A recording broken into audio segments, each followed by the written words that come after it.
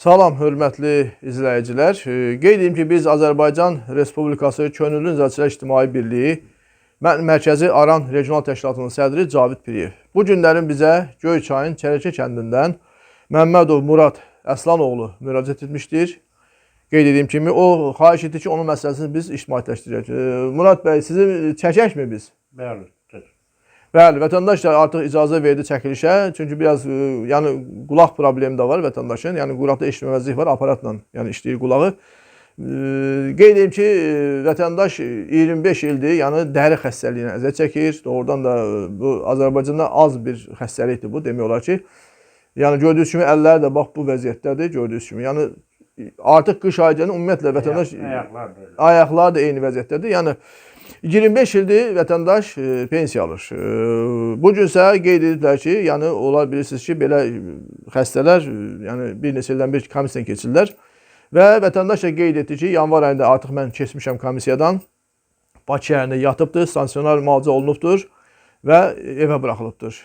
Bu günsə o qeyd edir ki, mənim yəni müəyyən sənədlər tələb edirlər. Vətəndaş qan analizi verib Göyçay şəhərində mərkəzi xəstəxanada. Lakin həkim ona qeyd edib ki, ona baxan həkim deməli dəri xəstəliyindən də gedib Bakıdan analiz verməlisən. Yəni bilirsiniz ki, 25 il vətəndaş bu hadisə ilə rastlaşmayıbdır. Yəni bu gün biz həkimlə əlaqə saxladıq, onun həkimi ilə. Qeyd ki, bu bizlik deyil, bu birbaşa göstərişdir. Yəni statistikada belə qeyd olunur. Yəni biz də araşdırma apardıq. Oradan da orada qeyd olmuş ki, vətəndaş dəri xəstəliyinə gedib keçməlidir Bakı şəhərində. Amma vətəndaşın vəziyyəti çox ağırdır. Yəni tək pensiya ilə dolanır, işləh qabiliyyəti yoxdur, fiziki yəni iş qabiliyyəti yoxdur vətəndaşın və bu gün tək pensiya ilə o öz ailəsini dolandırır. Yəni orada da qeyd olundu ki, həmin o analiz Bakıda dəri xəstəliyindən keçən analiz, yəni 60 manat rusun tələb olunur. Vətəndaş isə bu günlərim qeyd edir ki, mənim heç 10 manatım da yoxdur, mən Bakı şəhərinə gedəm, gələm, orada növbələr. Yəni bu işdə vətəndaş çox əziyyət çəkir. Yəni bu qanun da bilmirəm necə doğru, düzgündür. Bunu yəqin ki, bizim çox hörmətli Səhiyyə Nazirimiz, təbib və Sosial Müdafiə Naziri daha yaxşı bilər. Biz buradan səslənirik həm təbibə, həm Sosial Müdafiə Nazirinə. Bu vətəndaşa bu işdə köməklik göstərilsin. Yəni vətəndaş çox əziyyət çəkir. Artıq belə deyək ki, sənədləri verməsə onun pensiyası yəqin ki, dayandırılacaq. Amma bu işlə əlaqədar biz bir daha belə deyək ki, vətəndaşın müraciətlə tanış olduq. Doğrudan da vətəndaş 25 ildir həmin pensiyanı alır. Heç bir başqa o sənəddə tələb olmamışdır.